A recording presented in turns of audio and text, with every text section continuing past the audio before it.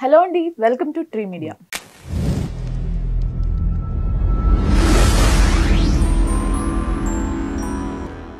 మనతో సినీ క్రిటిక్ దాసరి విజ్ఞాన్ ఉన్నారు. నమస్తే అండి. నమస్తే అండి. రాజ్ తరుణ్కి బెయిల్ రావటం, వాదనలు కూడా చాలా గట్టిగా జరిగాయి అని చెప్పేసి మనకు వస్తున్న వార్తలు.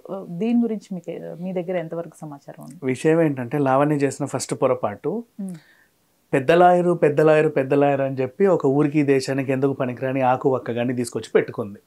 వాడు కూడా అంతలానే సపోర్ట్ చేశాడు. ఈమె తర్వాత నేనే లావణ్యకి ఉన్న మొత్తం కర్తకర్మ క్రియలాగా మాట్లాడాడు. అందరి ముందు బాగా ప్రొజెక్ట్ అయ్యాడు.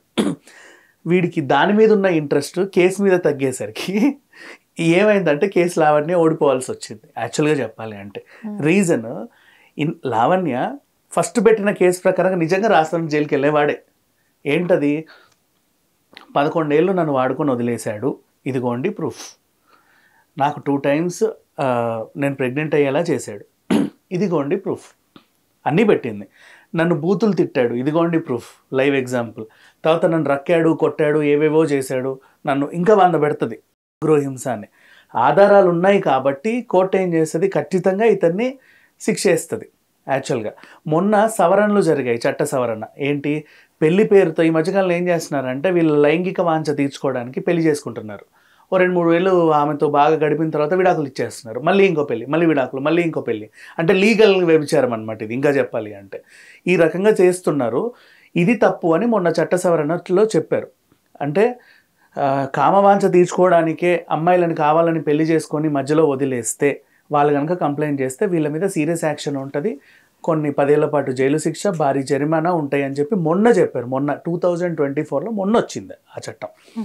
వీడికి అవగాహన లేక ఈ అందమైన లాయర్కి, మరి వీడు ఏం చదువుకున్నాడో నాకు తెలియదు, నిజంగా లా చదివాడో లేదో కూడా నాకు తెలియదు, లావణ్యకి ఇచ్చిన సలహా ఏంటంటే, లావణ్య పెళ్ళయిందని చెబితే నీకు బాగా వెయిటేజ్ ఉంటుంది, కొత్త చట్టం వచ్చింది, నిన్నేదో చేస్తారు, నిన్ను బాగా ఎలివేట్ చేస్తారు, వాడిని జోపులు వేస్తారు అని చెప్పాడు. వీడికి ఆ నాలెడ్జ్ లేదు. లా చదివాడు కానీ లా నాలెడ్జ్ కూడా లేదు. యాక్చువల్గా ఏంటి, లావణ్య రిలేషన్లో ఉన్నప్పుడు, పెళ్లి చేసుకున్నప్పుడు ఈ చట్టం ఉంటే వర్తిస్తుంది. ఇది మొన్న వచ్చింది కదా, ఇక నుంచి ఎవరైనా ఇలాంటి పనులు చేస్తే వాళ్ళకి వర్తిస్తుంది ఇది. అంతకుముందు వాళ్ళకి వర్తించదు. చట్టం వచ్చింది ఇప్పుడు, ఇక నుంచి. గతంలోది వర్తించదు.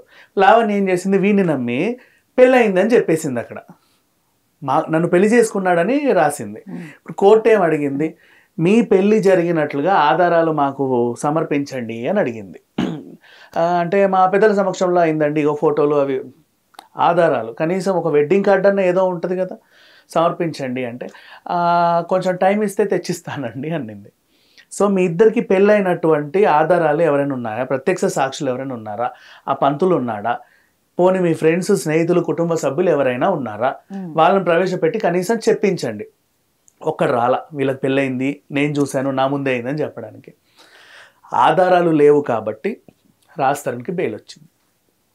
ఇది జరిగింది ఓవరాల్గా. చట్ట సవరణని ఈ అడ్వకేట్, బాగా చదివిన అడ్వకేట్, సీనియర్ అడ్వకేట్ ఇంకోలాగా అర్థం చేసుకొని పాపం మన క్లయింట్నే నట్టేట ముంచేశాడు లాస్ట్కి. ఫస్ట్ లావణ్య ఇచ్చిన కంప్లైంట్ బాగుంది, నిజంగా చెప్పాలంటే. పిచ్చిది తెలుసో తెలియకో మంచి కంప్లైంటే ఇచ్చింది. దాని ప్రకారంగా ఫైట్ చేసినా అది తప్పే. అంటే నన్ను పెళ్లి చేసుకుంటానని మోసం చేశాడంటే ఆమె దగ్గర అన్ని ప్రూఫ్లు ఉన్నాయి, దానికి బెయిల్ వచ్చేది కాదేమో. ఏరా ఎందుకు ఇలా చేసావు, చూడు ఇన్ని ఆధారాలు ఉన్నాయి ఈమె దగ్గర, తప్పు కదా అని చెప్పి ఏదో ఒకటి చెప్తారు. కావాలంటే పెళ్లి చేసుకోండి, నచ్చకపోతే సంవత్సరం తర్వాత మళ్ళీ విడాకులకు ఖర్చు పెట్టుకో, అప్పుడు విడిపోండి చట్టం ప్రకారంగా. కానీ ఇప్పుడైతే కనీసం 2 ఏళ్ళు మీరు కలిసి ఉండాలి కోర్టు ప్రకారంగా. అంతే, ఖచ్చితంగా నాకు మొగుడు కావాలి అని ఫైట్ చేసింది మొన్నటి వరకు. దాని ప్రకారంగా ఏరా పెళ్లి చేసుకో అని చెప్తారు, చేసుకుంటారు. నచ్చకపోతే ఒక సంవత్సరం 2 సంవత్సరాలు కలిసే ఉంటారు, తర్వాత విడిపోతారు. విడాకులు పెట్టుకొని 1 సంవత్సరం పాటు కొట్లాడి ఎవరి దారి వాళ్ళు చూసుకుంటారు. అప్పుడు సాటిస్ఫై అవుతారు ఇద్దరు. అలాంటి రూల్ ఒకటి ఉంటుంది. అంటే కనీసం అంతవరకైనా లావణ్య సాటిస్ఫై అయ్యేది. ఫస్ట్ది పెళ్ళయింది అని చెప్పింది, ఇక్కడ ఈయన చెప్పమన్నాడు అని చెప్పేసి. ఇప్పుడు చూడు టట్టేయటం ఉంచాడు మొత్తం.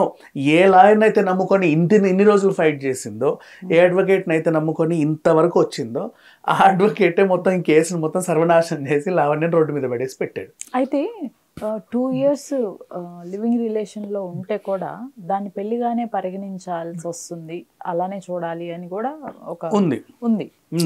మరి దాన్ని ఎలా చూడొచ్చు అంటే దాన్ని ఎలా చూడొచ్చు అంటే అబోవ్ ఉన్నట్టున్నారు కదా. అంటే ఇప్పుడు ఈ అమ్మాయి ఒక అబద్ధం చెప్పింది, ఇంకోటి కూడా అబద్ధమే కదా అనేలాగా వాళ్ళు వాదిస్తారు. ఒక అబద్ధాన్ని కోర్టు నమ్మింది, దానిలాగా ఇది కూడా అబద్ధం అండి అని చెప్తారు. ఎన్ని ప్రూఫ్లు ఉన్నా ఏమున్నా సరే. చట్టానికి కావాల్సింది మెటీరియల్ ఎవిడెన్స్ అంతే. ఆ లాయర్ కూడా మధు శర్మ గారు కూడా మంచి గట్టిగానే ఉన్నాడు, ఆయన న్యాయంగా పోరాడుతున్నాడు. ఈయనేమో కావాలని డబ్బు కోసం పోరాడుతున్నారు. ఎంత వెయిటేజ్ ఉంటే నాకు అన్ని డబ్బులు వస్తాయి అని. ఎంత వస్తే లావణ్యకి ఇల్లు వస్తేనేమో పెంట్ హౌస్ నేను తీసుకుందాము, పోని 10 కోట్లు వస్తే 2 కోట్లు 5 కోట్లు నాకు ఇస్తుంది అనే ఆశతో ఆమె వెంట తిరిగాడు మొన్నటి వరకు. ఎప్పుడైతే లావణ్య కాడి పారేసిన ఎద్దులాగా నాకు వాడు వద్దు అనిందో లాయర్ హర్ట్ అయిపోయాడు. ఓరు నాయన ఇంతవరకు తీసుకొస్తే వద్దనేసింది ఏంటి డైరెక్ట్గా, ఇప్పుడు ఎట్లా మళ్ళీ అని చెప్పేసి మళ్ళీ చెప్పి ఈ కేసుని ఇంకోలాగా అంటే ఇంకా పిచ్చెక్కిపోయింది లాయర్కి. ఏం చేయాలో అర్థం కాల, ఏది పడితే అది మాట్లాడేశాడు. ఈమె కూడా పాపం మా లాయర్ చూసుకుంటాడులే నమ్మి ఆయన చెప్పినట్టల్లా చేసింది. కానీ చట్టం ప్రకారంగా కొంచెం నాలెడ్జ్ ఉన్న లాయర్ని పెట్టుకోండి అయ్యా, కనీసం నువ్వు అట్లీస్ట్ నీ కేసులో కొంచెం న్యాయమైనా జరిగేది నీకని చెప్పి మిగతా లాయర్లు అందరూ నవ్వుతున్నారు ఇప్పుడు లావణ్యని చూసి. అది పరిస్థితి. ఇప్పుడు రాసానికి బెయిల్ అయితే వచ్చింది, నెక్స్ట్ వాళ్ళు లీగల్గా పోరాడతారు. ఇప్పుడు అసలు విషయానికి వస్తే ఫస్ట్ డే ఒకసారి రాస్తారు ఏమైందో చెప్పు అని 10 మైకులు వస్తే 10 మందికి చెప్పాడు. ఆ తర్వాత అప్పటి నుంచి ఇప్పటి వరకు కూడా నేను లీగల్గా పోరాడతానండి, నాకు అవసరం లేదు అన్నాడు. లావణ్య అంతటా లావణ్య బయటికి వచ్చేసి రచ్చరచ్చ చేసుకుంది. ఫోటోలు పెట్టడం, వీడియోలు పెట్టడం, వాయిస్ రికార్డులు పెట్టడం, ఇంకేవో పెట్టడం, ఏది పడితే అది చెప్పడం ఆమె చేసుకుంది. మొత్తం తనే క్రియేట్ చేసుకుంది తన సమస్య అంతా కూడా. ఇప్పుడు అదే లావణ్య మొన్న రీసెంట్లీ తీసుకున్న డెసిషన్ ఏంటంటే, నేను కోర్టుకి వెళ్ళి మన శాంతి పెట్టుకుంది చూడు ఎలా నా గురించి పర్సనల్ గురించి మాట్లాడుతున్నారు అని, కోర్టు కూడా నమ్మింది. అవును నీ పర్సనల్ నీ సంసారం గురించి, నీ మొగుడు గురించి, నీ పిల్లల గురించి, నీ కడుపు గురించి బయట వాళ్ళు మాట్లాడేది లేదు, నీ వ్యక్తిగత ప్రైవసీ అనేది ఒకటి ఉంటుంది, మేము అంగీకరిస్తున్నామని ఆమెకు ఒక సంతకం చేసింది. అది పట్టుకొని లావణ్య అవును కదా, నాకు కూడా ఒక వ్యక్తిగత స్వేచ్ఛ ఉంటుంది కదా, నాకు కూడా ఒక వ్యక్తిగత లైఫ్ ఉంటుంది కదా, బయట వాళ్ళందరూ నా లైఫ్ గురించి మాట్లాడుకోవడం ఏంటి, నేను కూడా పెట్టుకుంటాను అని వెళ్ళింది. కోర్టు ఏమంటుంది బేసికల్లీ, అసలు ఫస్ట్ ఎవరమ్మా నీ గురించి చెప్పింది అంటే అవి నేనేనండి అంటావు. నీ అంతటా నువ్వే నీ బతుకంత బజార్న పడేసి ఇప్పుడు నీ అంతటా నువ్వే నా గురించి ఎవడు మాట్లాడుకోవద్దంటే ఎలా? ఎవరు పిలవలా నిన్ను, నీ అంతటా నువ్వే వచ్చావు, నీ అంతటా నువ్వే అందరికీ అన్నీ చెప్పుకున్నావు, గంటల ఫుటేజ్ ఇచ్చుకున్నావు, ఎన్ని సంవత్సరాలు కలిసి ఉన్నావో, ఎన్నెన్ని చేసావో, ఏమేం చేసావు అన్నీ చెప్పుకున్నావు నువ్వు. నీ వాయిస్లు వచ్చాయి, అన్నీ వచ్చాయి బయటికి. ఎవరో బయట నుంచి అయితే పెట్టలా, నువ్వే పెట్టుకున్నావు. నువ్వు పెట్టిన తర్వాత నీ కౌంటర్గా శేఖర్ పాషా ఏవో 4-5 పెట్టాడు, కానీ ఫస్ట్ నువ్వే కదా అసలు ఆ ప్రాబ్లం రేస్ చేసింది. పలానా నార్సింగి పోలీస్ స్టేషన్లో లావణ్య అనే మనిషి కంప్లైంట్ ఇవ్వకపోతే ఈరోజు ఇక్కడి వరకు వచ్చేది కాదు. కంప్లైంట్ ఇచ్చావు, తర్వాత ఇప్పుడు నువ్వే నాకు వాడు అవసరం లేదు పో అన్నావు. సరే అది నమ్ముతాను నేను, నువ్వు అవసరం లేదు పో అని. ఎప్పుడు యాక్చువల్గా ఆగస్టు 5th ఎప్పుడు జూలై 5th ఈమె పెట్టింది నార్సింగిలో, ఇప్పుడు ఆగస్ట్ 5th కూడా అయిపోయింది. 1 month నుంచి నడుస్తుంది ఇష్యూ మనకు తెలిసి. ఆగస్ట్ 1st కంటే ముందే నాకు వద్దని చెప్పింది మొన్న లాస్ట్ సండే కాక, అది ఆ శేఖర్ భాష మీద పడే కంటే ఓ 2 రోజుల ముందు నాకు వద్దు వాడు అని చెప్పావు. ఈరోజు 9 అయినా సరే ఈ రోజు కూడా నువ్వు ఏదో ఛానల్కి వెళ్తున్నావు. వద్దు అని చెప్పిన తర్వాత మళ్ళీ నువ్వు ఛానల్కి ఎందుకు వెళ్తున్నావు అంటే నీకేం కావాలి? ఏదో కావాలి నీకు. రాస్తారు వద్దు అంటే ఇక నువ్వు మానేయాలి, ఛానల్స్కి రాకూడదు. అయినా సరే మళ్ళీ నువ్వు ఛానల్కి వెళ్ళావు. నిన్నగాక మొన్న కూడా నీ లాయర్ వాళ్ళ అత్త అంట ఆమె ఎవరో వచ్చి కుక్కలతో సంసారం చేస్తానని ఏదో పిచ్చి పిచ్చిగా మాట్లాడాడు, అట్లా ఇట్లా అని ఏదో వాగాడు. అది నిన్నగాక మొన్న కూడా. ఆమెకు రాస్తారు కావాలని మొన్నటిదాకా ఫైట్ చేసావు, ఒప్పుకుందాం అందరం. సరే నీ ఫైట్కు అర్థం ఉంది, వాడు కావాలి. నువ్వు వద్దు అన్న తర్వాత వదిలేయకుండా మళ్ళీ ఛానల్లో కూర్చుంటున్నావు, మళ్ళీ ఇంటర్వ్యూస్ ఇస్తున్నావు. అంటే నీకు ఇంకేం కావాలి ఫర్దర్గా? విల్లా కావాలా, ఆయన ఇవ్వడానికి రెడీగానే ఉన్నాడు. చిల్లర కావాలా, ఇవ్వడానికి రెడీగానే ఉన్నాడు. అవి కూడా నాకు వద్దన్నట్టుగా ఉన్నావు. ఇంకేదో కావాలి, ఏం కావాలి? వద్దన్నావు కదా, పోనీ వాళ్ళ పరువు తీయాలో ఆల్రెడీ తీసేసావు. ఆయనకు బెయిల్ రాకుండా ఆపాలా, అది పోలే నీ వల్ల అవ్వాలా. నువ్వు వద్దు అనుకున్నావు, తర్వాత నీకు ఇక్కడ వద్దనుకున్న కేసు కూడా వెనక్కి తీసుకోవాలిగా. నువ్వు కేసు ఎందుకు పెట్టావు? వాడు నాకు కావాలి అని కేసు పెట్టావు. వద్దు అని చెప్పిన తర్వాత ఆ కేసు వెనక్కి కదా నువ్వు తీసుకోవాలి. ఆ కేసు ఇంకా నడుస్తూనే ఉంది. నువ్వు కావాలంటే తర్వాత శేఖర్ భాష మీద పెట్టిన కేసు నేను సమర్థిస్తా ఇప్పుడు, ఎందుకంటే మీరు ఇద్దరు కొట్లాడుకున్నారు కాబట్టి. నీ మీద ఆయన పెట్టాడు, ఆయన మీద నువ్వు పెట్టావు. ఎప్పుడు ఏ రాత్రి వచ్చి నన్ను చంపేస్తాడో నాకు భయం ఉందండి నువ్వు చెప్తే ఆయన మీద 72 ఇంకేదో సెక్షన్ పెట్టారు జూబ్లీ హిల్స్లో.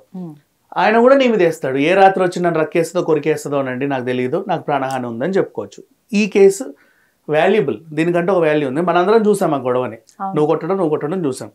రాజ్ తరుణ్ మీద నువ్వు జూలై 5th కేసు పెట్టావు, మొన్న ఆగస్టులో 1st నువ్వు వద్దు అన్నావు, 9th వరకు కేసు కొనసాగి నిన్న 8th ఆయనకు బెయిల్ వచ్చింది.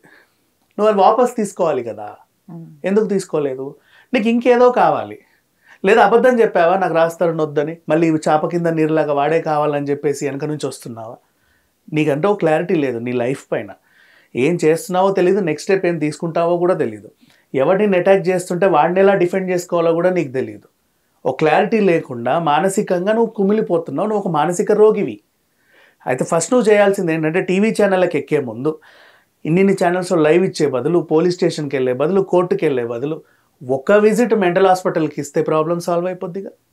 ఒకటే ఒక విజిట్, ఫ్రీ హాస్పిటల్ కూడా ఉన్నాయి పక్కనే, నీకు ఎంత దూరం చెప్పు. పోనీ డబ్బులు లేవు అనుకుంటే ఫ్రీ హాస్పిటల్లో ఉన్నాయి, నాకు ఇచ్చేవాడు ఎవడు లేడండి అన్న.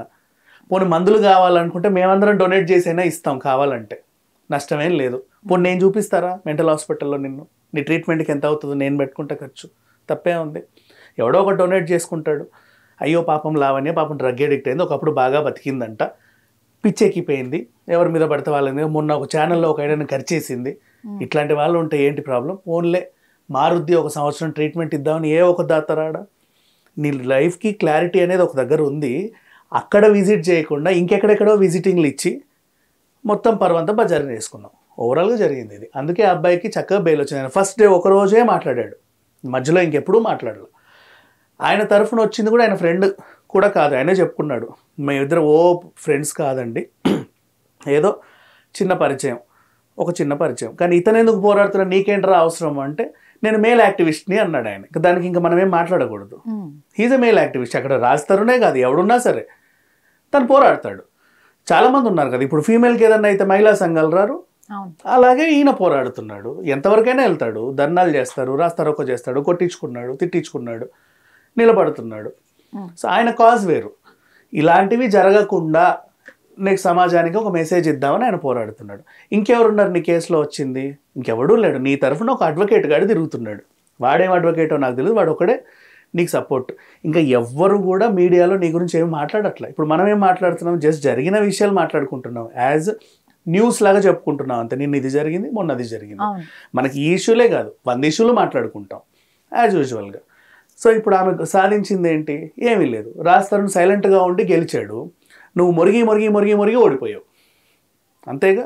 ఇన్ని చేసే బదులు జస్ట్ నిజంగా డే 1 ఆ నార్సింగ్కి కూడా వెళ్ళే బదులు అట్లీస్ట్ నువ్వు అదే రోజు నాకు ఏదో అయ్యింది, ఏదో అయిపోయిందని నీకు నువ్వుగా ఒక మంచి కన్సల్టెంట్ని సంప్రదిస్తే, క్లినికల్ థెరపిస్ట్ను సంప్రదిస్తే ఎప్పుడో నీ ప్రాబ్లం సాల్వ్ అయిపోయేది. ఈరోజు చాలా బాగుండేదాన్ని సమాజంలో.